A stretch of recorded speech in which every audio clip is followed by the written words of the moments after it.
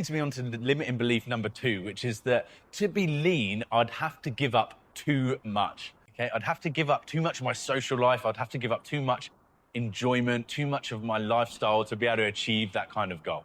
Okay, and this ultimately comes from the mindset, I think, and perhaps it has a root in either a relationship with training or a relationship with a coach, or there's something in the past where fitness feels like a restriction rather than a liberation.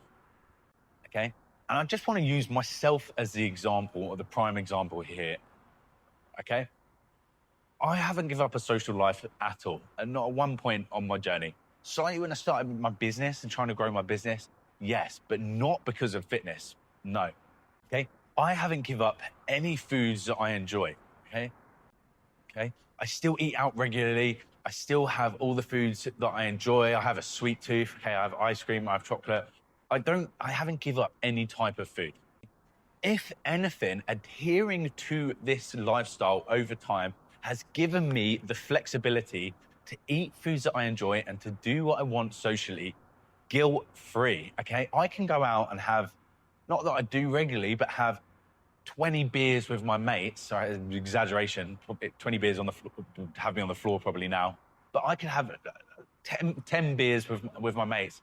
And I'd wake up, other than the usual anxiety, relatively guilt-free. Okay, because I know I'm not working against my overall goals, my overall aspirations by doing something like that. It's factored in. Okay, because of the amount of effort and discipline that I put into my training on a day-to-day basis.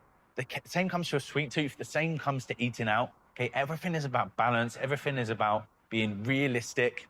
Okay, being realistic, having a common sense approach, and being smart with the choices that we make. Okay, and it's only after a period of time of putting small elements of factoring small elements of discipline into our day-to-day lifestyle, into our routine, into our practices when it comes to training, when it comes to eating, etc., that really it starts to highlight that we were actually living in a state of restriction before. Okay, we're restricted by the fear of the journey itself, but we're restricted by the pain that we feel associated with some of the behaviors that we want to go out and enjoy doing, but we know deep down are setting us back even more each time we do them. Okay, that creates an underlying anxiety, that creates a level of self-disrespect.